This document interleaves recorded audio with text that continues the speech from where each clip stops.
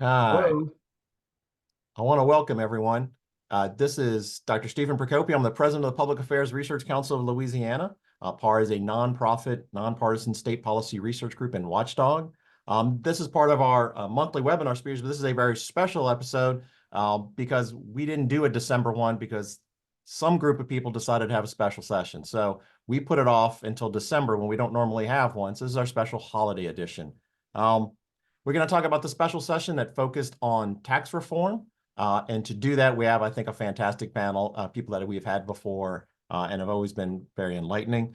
So we have Senator Franklin Foyle, that's chairman of the Senate Revenue and Fiscal Affairs Committee, and was obviously very involved in tax reform, given the committee that he chairs. We also have Representative Mark Wright, chairman of the House Delegation, Republican Delegation, and Senator Royce Duplessis, who was occasionally the lone voice in the wilderness on some of these packages, but also very much an important part of it, and the lone Democrat that we have on this panel. Thank you so much for joining us because we need to make sure we got all voices.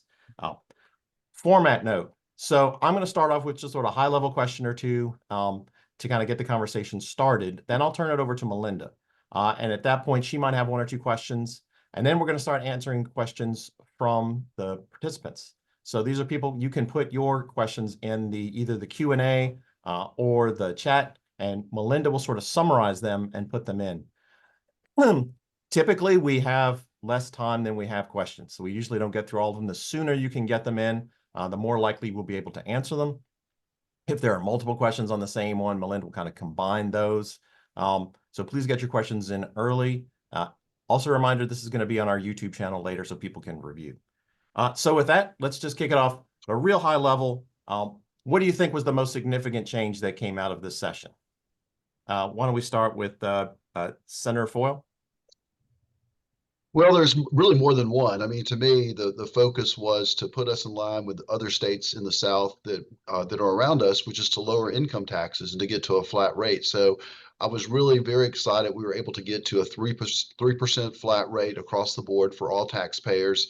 And then the same thing on the business side, lowering the corporate income tax as well as getting rid of the corporate franchise tax were huge.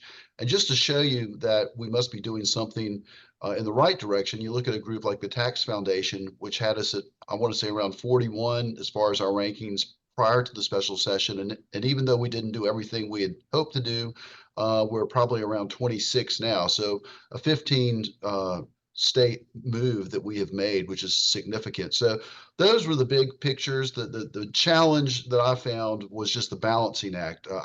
Between local government, state government, our constituents and businesses, it was a challenge to get this package through. So it's not a perfect package, but I think it's a real big first move.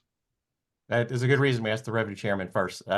I hope he left y'all something to talk about. Representative Wright, anything that he left out that you'd like to mention as significant? So I think I would agree with Chairman Foyle about the corporate part of it. And in my mind, that was where we needed to take some steps just because we have not had the type of growth. I mean, the numbers were really clear how we stuck out among the South. And I think the migration rates and a whole lot of other host of things. So to me, that's the beginning of it. I do also think we took a right step in the personal income. That's to be determined down the road, right? But I think it was a first direction setting path that was important. And I'm going to ask all of you these questions, but I'm going to give Senator Duplessis first. So tell me one of the significant things that you thought was an accomplishment, and then why don't you also start telling me maybe what was a disappointment, something that either didn't happen you wanted to have happen, or something that happened that you preferred. And then we're going to come back on the disappointment one and ask both Representative Wright and Senator Foyle as well.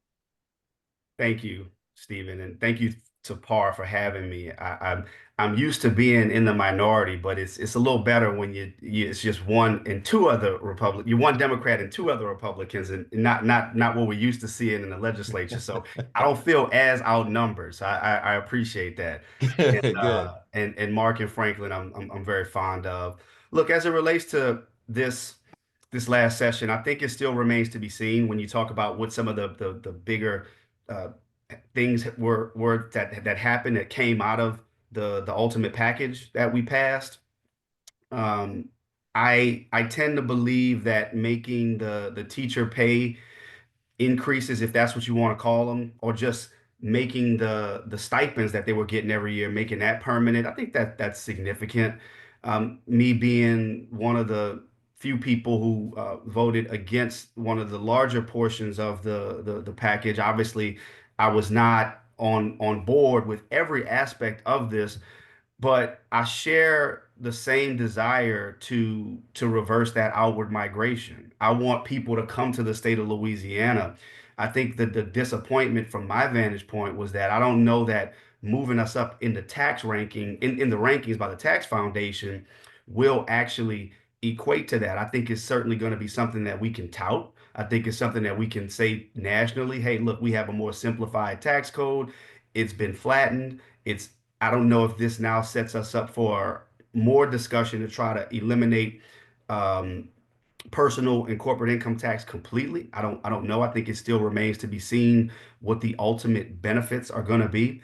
But I think my bigger disappointment of it all was that we extended the sales tax. And when I first got to the legislature in 2018, one of the first big votes that I took was on the 0.45 sales tax. So in this instance, not only did we extend it, we increased it. And now we're in a scenario where in a couple of years, I don't know if we're going to really face another shortfall or not, because I think there's probably going to be around 300 million that came from the auto sales tax that is getting redirected to make up for that loss, because the sales tax doesn't quite make up for all of the loss that we're getting from the income and corporate reductions. So I still have some concerns with that. And just the mere fact that we all agree, whether you're Democrat or Republican, that going the sales tax route is a regressive route. So I think this further cemented a direction that is indeed regressive. I think there's nobody that can argue with that, and it was just the path of least resistance.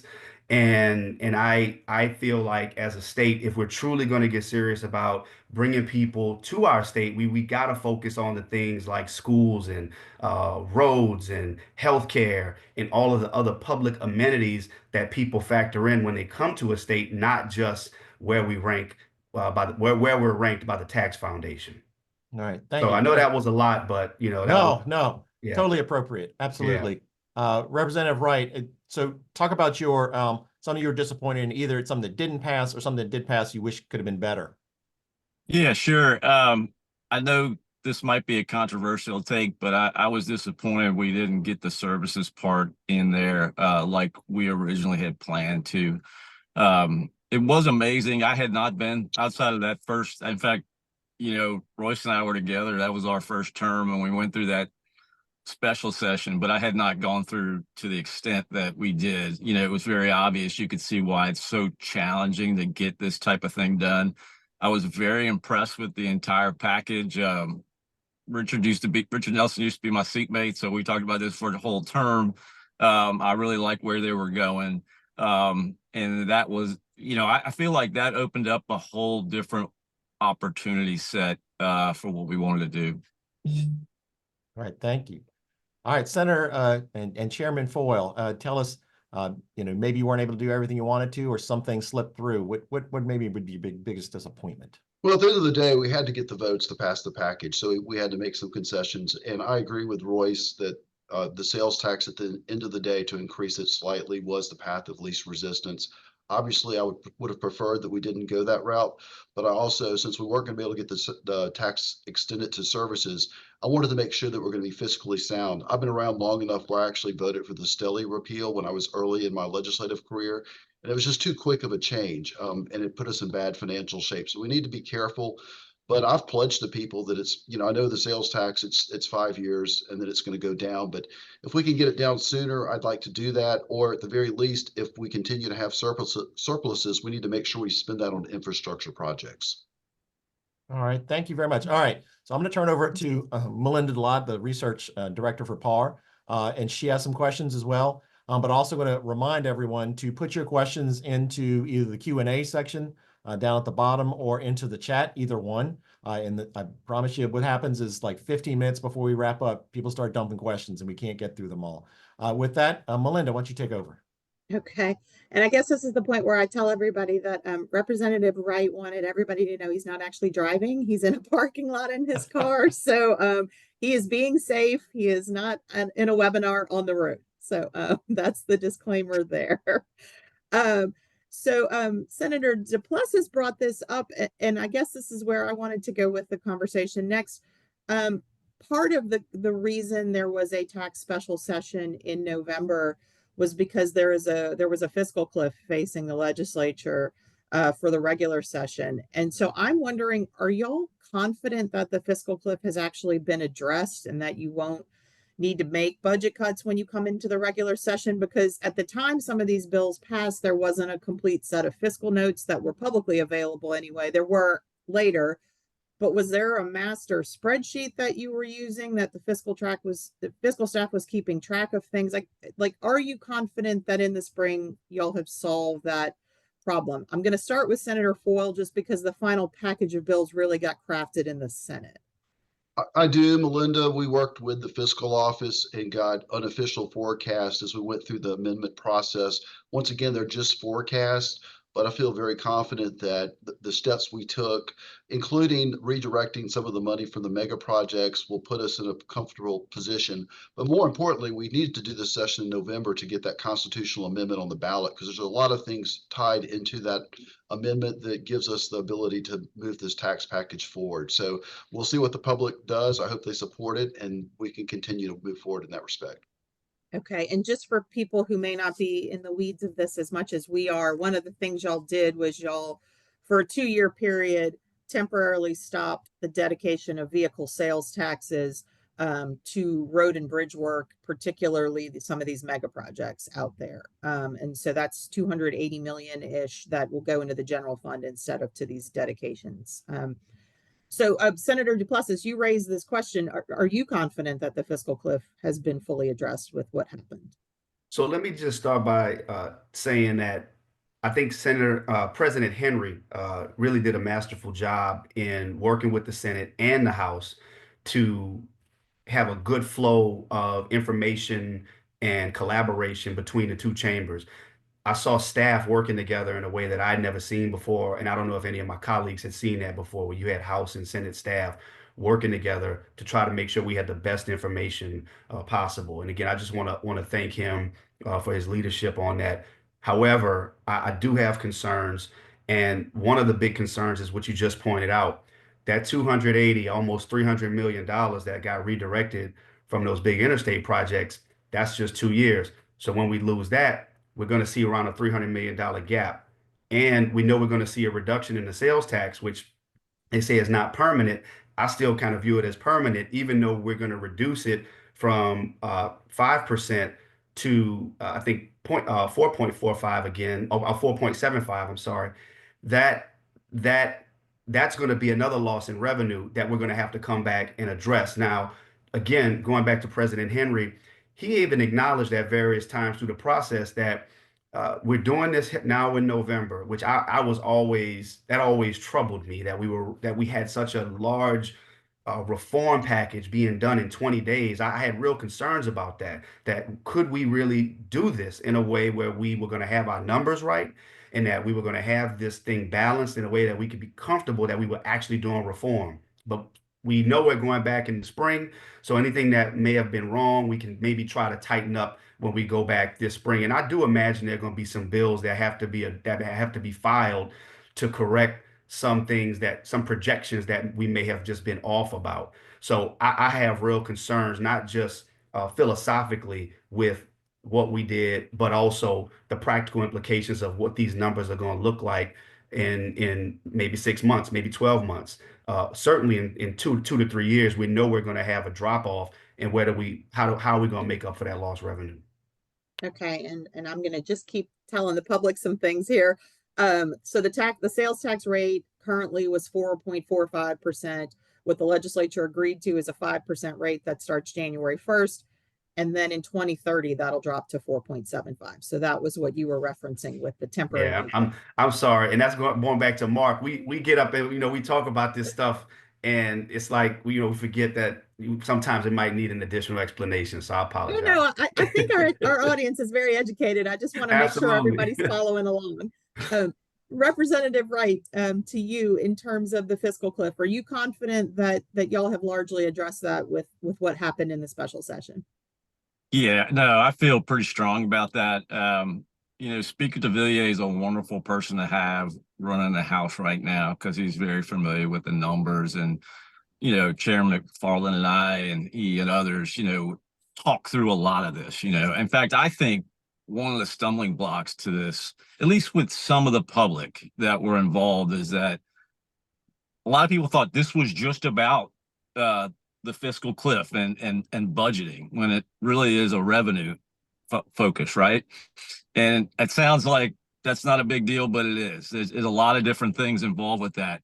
So I always felt comfortable that we would get there, right? Now, yeah, where we will be in 2 or 3 years, let's see. I'm speculating here, okay, not giving any kind of news or something, but I think the vehicle sales tax going to the mega projects was a recognition that that area needs to be addressed as well. And so that vehicle might not be that vehicle sales tax may not be the best vehicle to ultimately pay for some of these projects. I'm not saying we reduce revenue to or budgeting the transportation in any kind of way, shape, or form, but I think that this is a work in progress. And that's actually, that's one of the reasons why I love that we ended up going with it before the end of the year.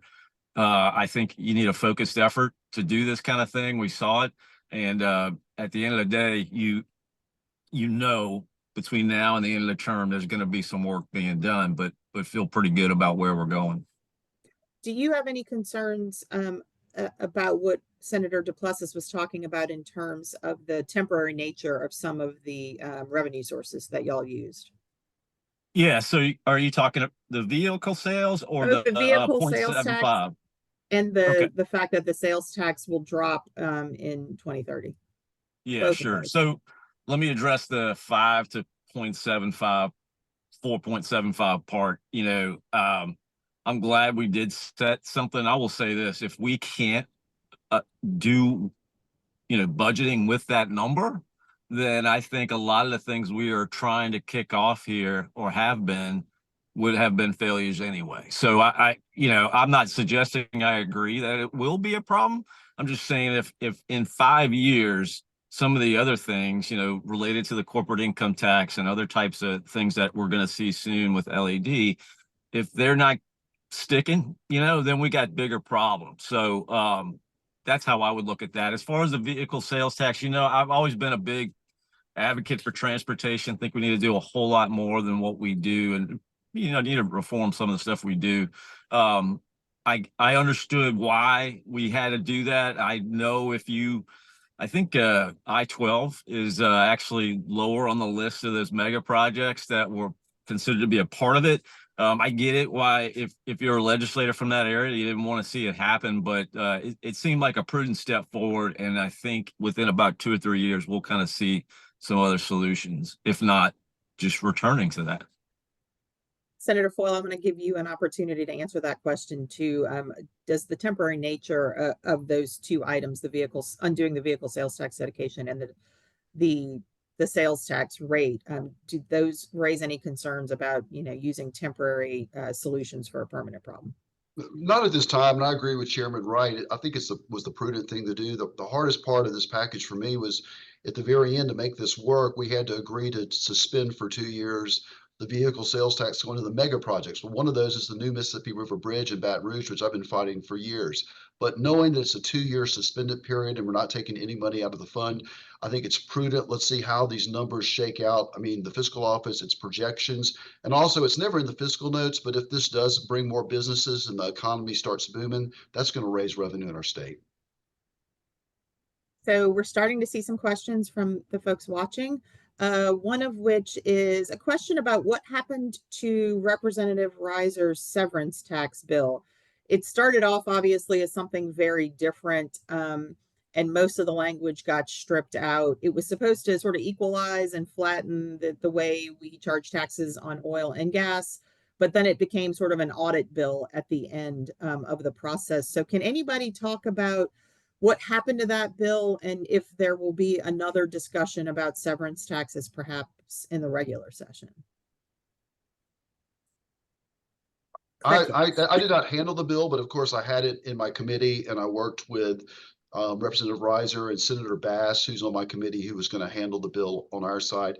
And I think at the end of the day, they were having trouble getting a consensus between the natural gas people and the oil and gas people on the rates. And so rather than trying to get it finished in this special session, that's something that'll be taken up next year. But that's really what it boiled down to. I mean, the idea was to try to make the rates match up. And then we did put in the constitutional amendment a provision where we did lift the cap as far as how much locals can get on severance tax. Okay. Anybody else want to weigh in before I move on? Okay. Since we're talking about things that may come back up in the regular session, are y'all expecting to revisit taxes again substantially in the regular session? I mean, things that ended up on the cutting room floor, like tax increases on sports betting, another round. I know Representative Wright, you talked about sales taxes on services that didn't make it through the House. Are you expecting to revisit some of this in the regular session? And I'm just going to start with Representative Wright. Yeah, sure. I think there will be an attempt, or at least a discussion about readdressing services. I think that took a lot more time and attention than was expected.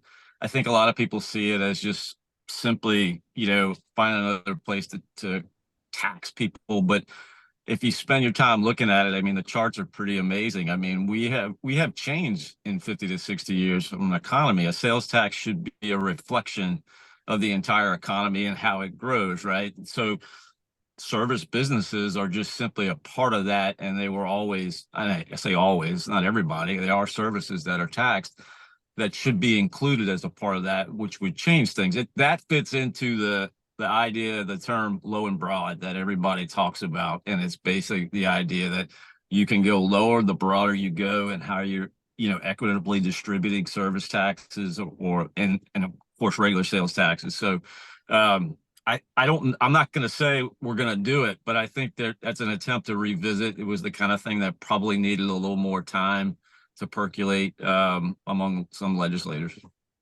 Okay. And just to spell that out, it was a bill that would have allowed local and state sales taxes to be charged on like 40 plus new types of services. So it would have raised a substantial amount of money, but it got stuck in the House and never got to the Senate. Senator Foyle, was that something you wished had gotten over to y'all, was the sales tax on services bill?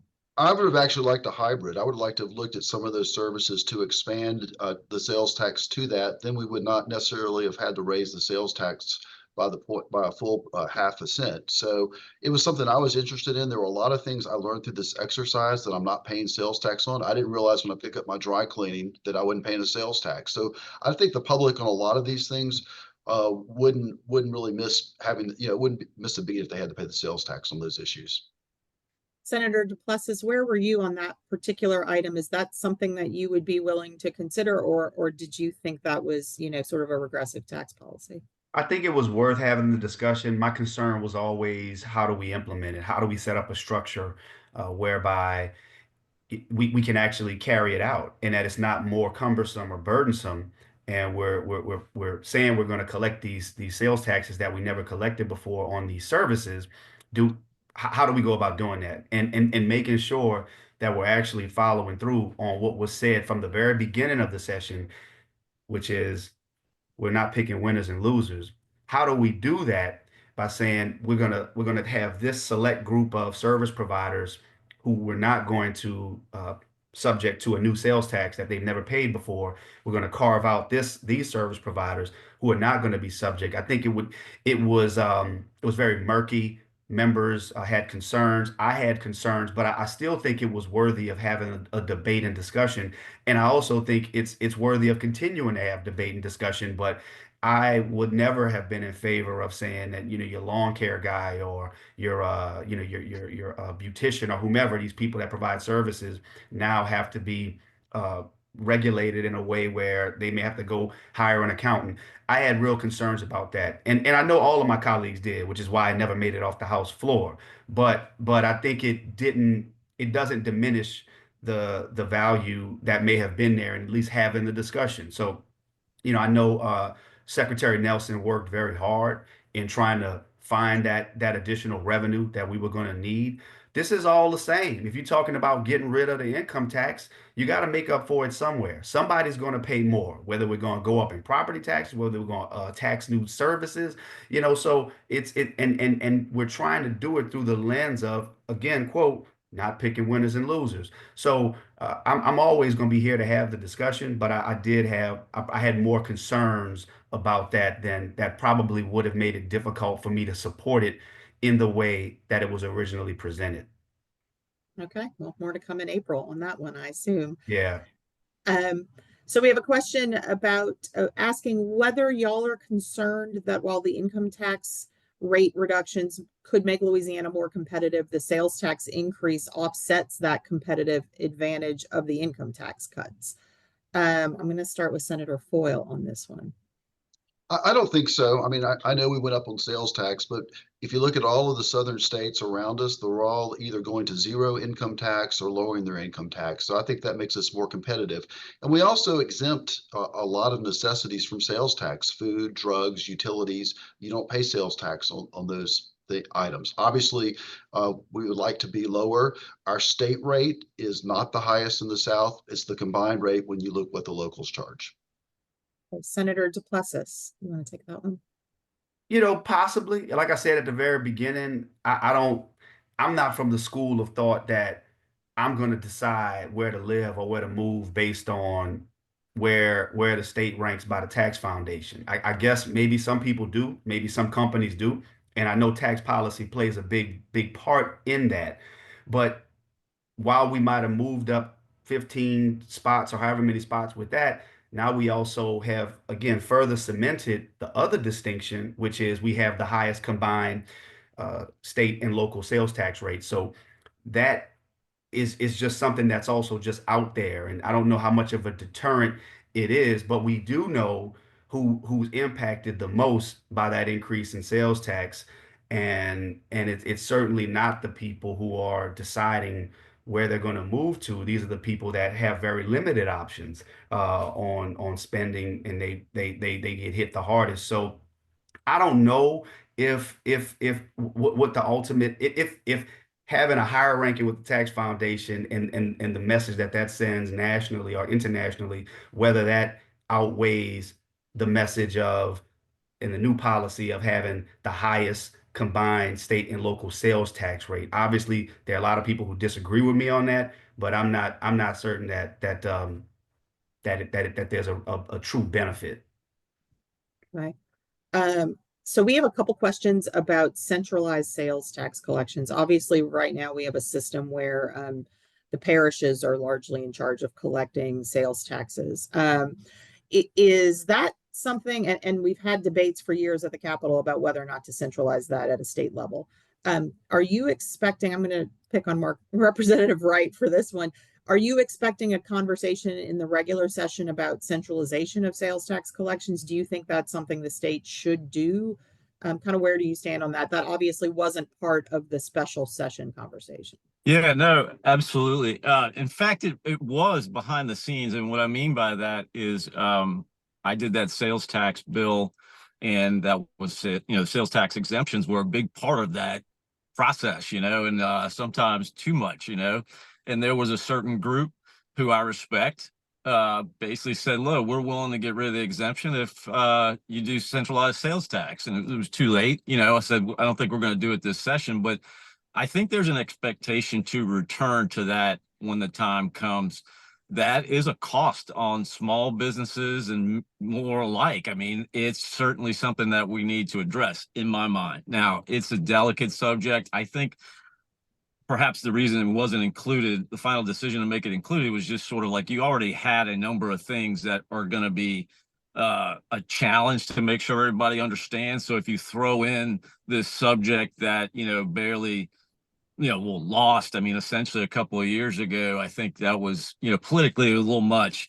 But I do know people want to return to that conversation because I think that's like, we're one of two states that don't do it. We know there was some court cases about the idea of having centralized sales or some form of it that we haven't really responded to. So I'd like to see it, but it's not easy. Again, probably like services, we'll see where it all goes in the spring.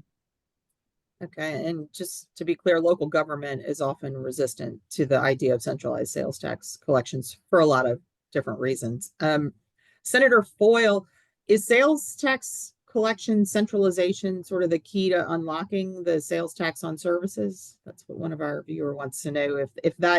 If centralizing the sales tax collections would help make it easier to pass or deal with some of the complications of passing a Sure. sales tax on services. I think it would, because that's one of the big pushbacks we got from expanding the services, is the administrative burdens it would be on these new businesses to have to not only collect sales tax, but to potentially pay it to multiple taxing authorities. So it's long overdue.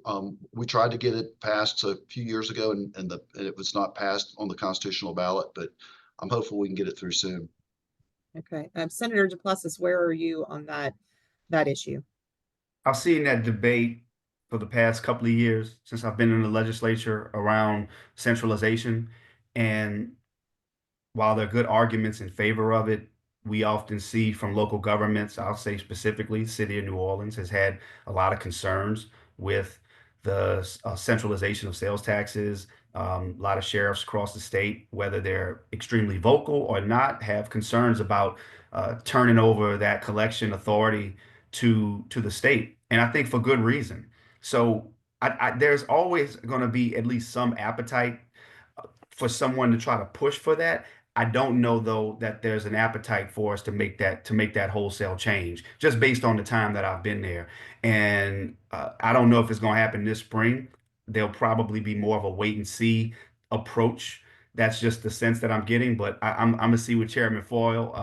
He's gonna be in those discussions before I'm in those discussions around centralization. So I just think at this time, it'll, just based on the fact that it's been tried multiple times and we haven't really seen much progress.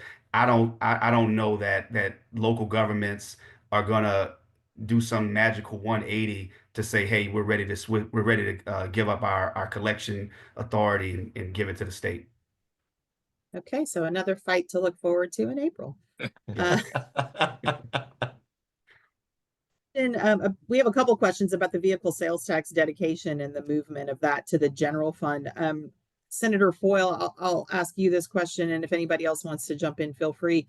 Since the dedications from the vehicle sales tax for the mega projects were paused for 2 years, is there some plan to backfill that money in some way? Will those projects, those mega projects, get funding in some other capacity, or are they getting no funding for the 2-year period? Now, I'm glad you asked that question, because both the governor and President Henry both said that they're committed to backfilling those funds. I asked that question of Senator Cathy, who is handling the bill, and he acknowledged that as well. So that's a top priority. If we do have excess revenue, either from the changes in the tax policy, or if the constitutional amendment passes and we put the two funds, we combine the two rainy day funds, and we have some money from those sources, it's going to be a top priority.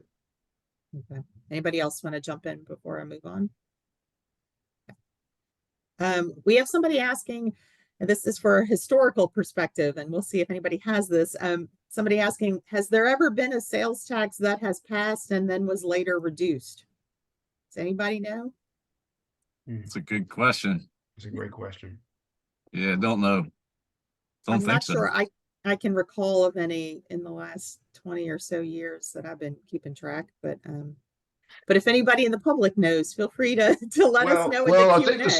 think the Stelly plan actually lowered sales tax and increased income tax, if I remember correctly. That was before I was serving in the legislature, but I was there to vote to repeal the Stelly tax, which turned out to be a mess. So that kind of undid that. Yeah, I don't know the history, and Chairman Foyle is probably right. We may have seen instances where there has been a reduction, but that very question helps illustrate my concern with not only the extension of the sales tax, but the increase in the sales tax. As I said, it's really a path of least resistance that I don't think anybody likes. But when you ask the question of, who's really going to reduce it when we're facing a shortfall, or who's really going to reduce it when we're facing, you know, these cuts that will happen. I mean, these decisions are going to happen again. And when it happens, I don't know, but just the practical nature of reducing the sales tax is just not something that there's a strong army of folks who come to the Capitol saying, yo, we need to push to reduce the sales tax. We'll see that on corporate. We'll even see that on personal. But when it comes to the sales tax, you know, my concern is that it's just going to stay there or even continue to get increased. Okay. We have a question about essentially tax exemption programs. And this is somebody who's saying that policymakers often say that a simplified tax code attracts investment, essentially not creating situations of winners and losers. But on the other hand, there are routinely created exceptions to the tax system, such as incentives for the film industry or the ITEP program that favor specific types of investors. Is the legislature on a trajectory to eventually eliminate those kind of exceptions in the tax code so that the overall rates can be lowered? Is that something? I know a lot of things got removed in the special session. Y'all did do some work towards that. Do you think you will keep revisiting the elimination of some of these specialized tax incentive programs, tax exemptions, tax breaks? Representative Wright, it's just your turn. Yeah, sure. No, definitely. I think I mean, if you're a student of politics in Louisiana, I mean, it was a heck of a, you know, certificate program in tax policy and how it affects constituents, because you can kind of see why it's always been a challenge. I'm excited that we did take certain steps, but not completely. I can say for sure, let me say this. We talked about ITEP as a delegation with the governor. And I think that there will be a return to that conversation at some point in the future, but it wasn't for, you know, just wasn't going to be part of this session itself. So I think very much like centralized, like that is clearly an important part to discuss. You know, and I'll just leave it at that. I think that kind of covers my thoughts on it. Senator Foyle, obviously your committee was sort of where some of the incentive programs got added back in, specifically film, historic preservation, and research and development. Can you talk through why y'all decided to sort of protect some of those incentive programs that the House had voted to get rid of? Well, the simple answer is to get the votes, to get the legislation through. But as a practical matter, when the bills were first introduced, all of them were going to sunset at the end of June, which I thought was reasonable, and let the new LED secretary come with her plan in the session and then figure out what we might include as part of her package. But when we started putting in some of these incentives back, then, you know, that's where we ended up. I tried to limit it as much as possible by keeping the sunsets still on these plans and also lowering the caps. So we tried to limit it, but it's a conversation I guarantee you we'll be having in the next session coming up with the LED Secretary, Secretary Bourgeois. Okay. This is a question that is sort of near and dear to Par's heart because we are supporters of early childhood education. With the elimination of the Article 7 rewrite that'll be on the ballot in March for voters would eliminate some trust funds and use that money to pay down retirement debt and make teachers' stipend a permanent pay raise. As part of that, the trust fund money had been, at least a portion of it had been used to pay for some early childhood education programs. So with the elimination of that and the elimination of money that had gone to early childhood education, are y'all expecting to come up with a way to backfill that hole and to replace that money that early childhood was getting that it won't be getting now? In addition to the early childhood, then there's also the other money that higher education also cares about. So if we can take both of those things, maybe in one question. I don't know who wants to take that. Otherwise, I'm just Senator I Foyle. don't want to hog the time, but Yeah. on the higher education piece, I did get several different people reached out to me who are associated with LSU, which is in my district, by the way, who are concerned about that fund being unraveled. And I've gotten assurances from Secretary Nelson and others within the administration that we're going to create a new fund to help higher education, and that it'll be a priority to fill that. Early childhood, I know that's a priority really with almost everyone in the legislature, and I'm not sure what the plan ultimately will be, but it's certainly on everyone's radar. Okay. Were there any assurances that anybody got from the administration that the administration would seek to backfill that money? I Yeah. will say yes, there were a lot of conversations, and obviously I voted the way I voted on several bills, and that was not in line with a lot of my Democratic colleagues. And I just want to speak just for 1 second on their behalf, if I can. There was some pretty direct conversations with the administration about concerns as it relates to funding for early childhood education, as well as funding for HBCUs in the state of Louisiana. And there were some assurances that were made that there will be efforts to not only backfill as it relates to early childhood education, but do a historic amount of funding that universities like Grambling and Southern have never seen before in the state of Louisiana. So I think that's what gave a lot of my colleagues some level of more comfort, if you will, in voting for the plan, because they saw those as wins. And while I do support that, we just got to still wait and see. And but I just want to speak to that those were some of the conversations and discussions that were being had, and I'm hopeful that we're going to see some real efforts to fund those programs and not see any cuts. Representative Wright, is that a priority to you on the early childhood piece of making sure that gets backfilled? Yeah. So the fun part of getting 70 votes on the House side, is that a lot of little things are important and you need to address them and all. I don't have a whole lot more to add than Chairman Foyle and Senator Duplessis, but I'd say, yeah, there were people who took it on to try to understand what the plans were and received assurances as well. So I feel comfortable we'll do it. And I think early childhood is just, I support it clearly. But the barn door's open. I don't think we're walking away from that. I guess is my whole point. Like that, I don't ever see that happening. So it's just a question of how are you going to do certain things. Okay. This is a broad question that we've gotten from somebody watching. Just how do you respond when people say that flat taxes benefit the wealthy and hurt the poor?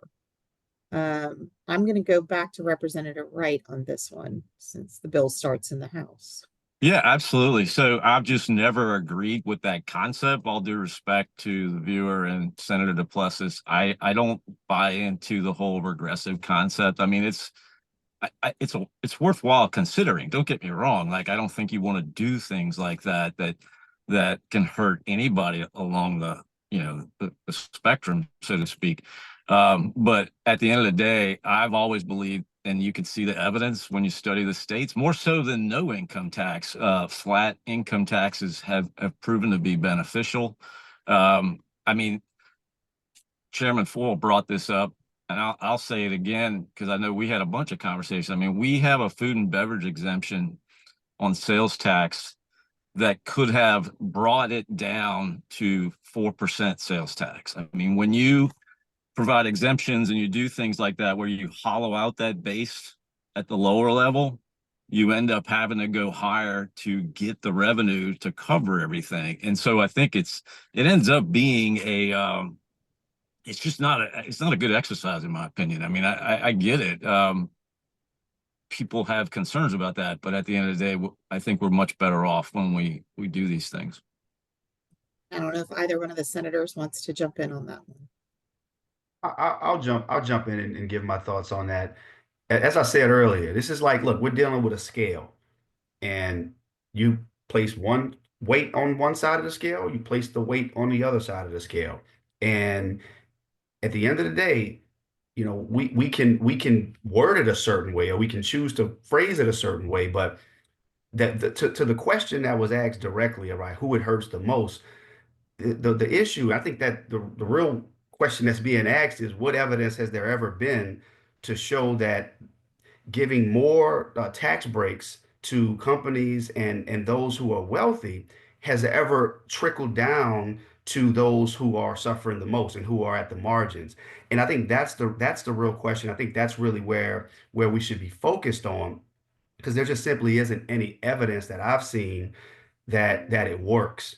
It sounds great, and I do think that there is a place for incentives. There is a place for uh, credits and exemptions, and I was a staunch advocate for keeping the film tax credits and the historic tax credits. I am firmly in support of that, but I do think it has to be fair and it has to be balanced and it has to be checked. But just the philosophy that by simply lowering the income tax and increasing the sales tax, or just lowering the income tax and figuring out another way to make up for that loss in revenue, that's going to lead to benefiting those on the margins. I'm not aware of any evidence to support that. So I think that's probably the spirit of the where the question comes from, because someone has to pay for it. Someone has to pay for it. And it's like I said, going back to the scale, you're just moving the weight from one side of the scale to the other side of the scale. Let me And- jump in. We're only about a little over 10 minutes left, and we just got 3 more questions added in. So we may not be able to get to all of them, though I really would like to. But with that, Melinda. Sure. Senator Foyle, we have a couple questions about the inventory tax situation and where things landed in terms of the tax charged on inventory. So can you talk through sort of where things landed on that tax and the tax credit? It seems like this person is interested in why some pass-through entities were treated differently. And then somebody else is asking, does all of it have to rely on the passage of the constitutional amendment in March? So can you just describe what happened there? Yeah, inventory tax is very complicated, and Yes. there's a lot of different stakeholders who are interested in inventory tax, but the way we do it right now does not make any sense. Locals will charge the inventory tax to a business, then the state will go back and pay the business for the tax they're paying to the locals. So we need to get the state out of that. It will require the constitutional amendment to pass for us to make any changes in the inventory tax, because that is part of our Constitution, which I've been arguing for years. We have way too many things in the Constitution. So that's part of it. The individual and pass through, that was to help some businesses. I think part of that was for car dealerships. It benefited them to do it that way, to have that carve out for them. As far as C corporations, they will continue to get the tax credit through the end of June of 2026, which gives us time to work with the locals to see if we can incentivize locals to not charge inventory tax. So a lot of moving parts, but constitutional amendment has to pass first for us to do anything further in that area. Well, Okay, let me great. follow up. If the constitutional amendment doesn't pass, does the tax credit still sunset in June 2026? That's a good question. I'm not sure of that. Okay. I don't know the answer. I think it would, but I would have to look and see if that is in the Constitution as well. I don't think it is. Yeah, I didn't know if it was contingent on it or something like that. Okay, thank you. And then we also have a question about where things ended on the manufacturing machinery and equipment situation. Is the local option staying in place? And then was the definition of machinery and equipment some way changed in the course of this session? Yeah, sure. I think I know that was part of the bill that I did. Yes, it was basically restored. Let's say at the end, it was restored to what it was previously when we came in, right? So at the beginning of the session, the bill basically would have gotten rid of the exemption. And I know people from the start, quite frankly, some of the, representatives from a lot of river parishes, other places where it's important, said that it was a problem from the start. And I know it was eventually addressed. And, I think most people are happy with it. Although, again, that's something you could see going back and trying to revisit.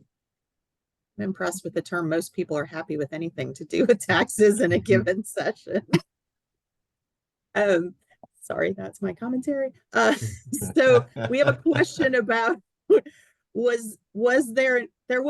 this is a question asking about the income tax situation. Wasn't there an increase in the base exemption prior to the income tax rate changing. So in other words, we did increase, y'all did increase in some way the standard deduction to account for sort of changing to this flat tax system. Could somebody talk through kind of what the legislature passed on that and what that means in terms of somebody on the lower end of the income scale?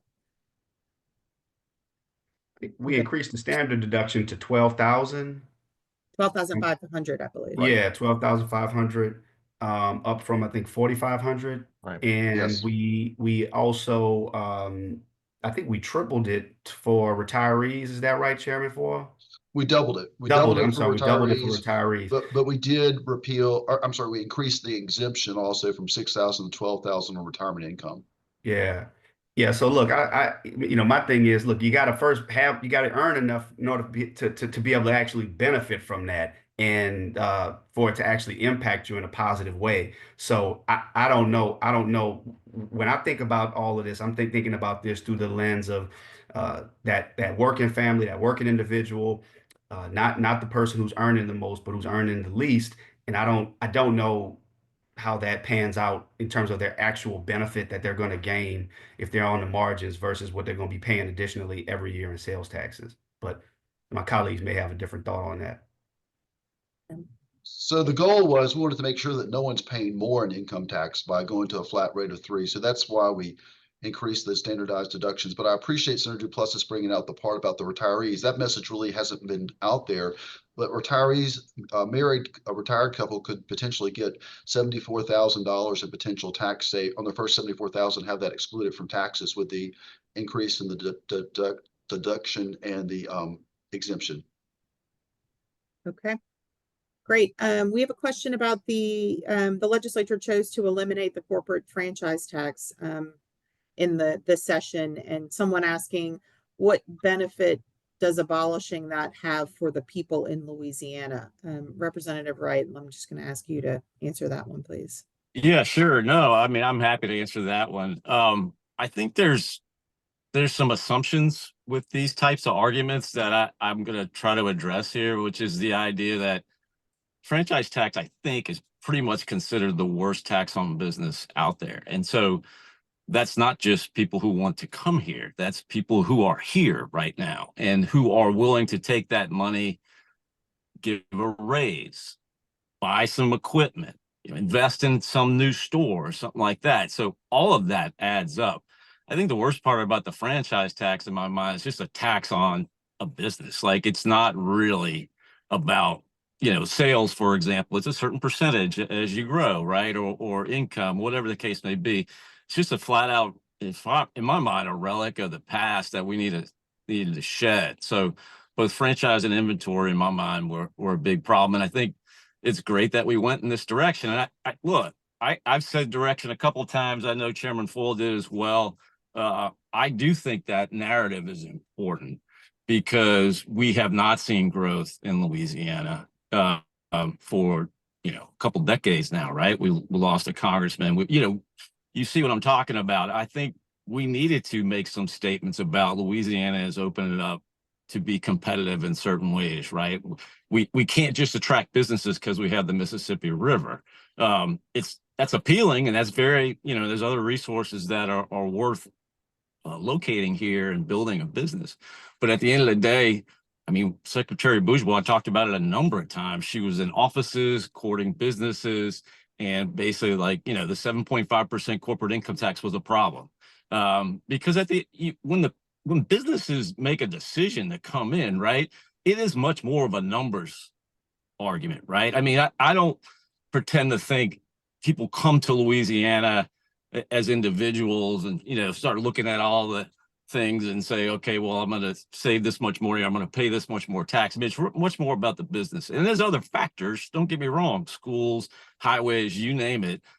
We can go on, but it's an important factor. And so that's why I'm committed. I was committed to it from the start, and I'm excited that we took this step forward. All right.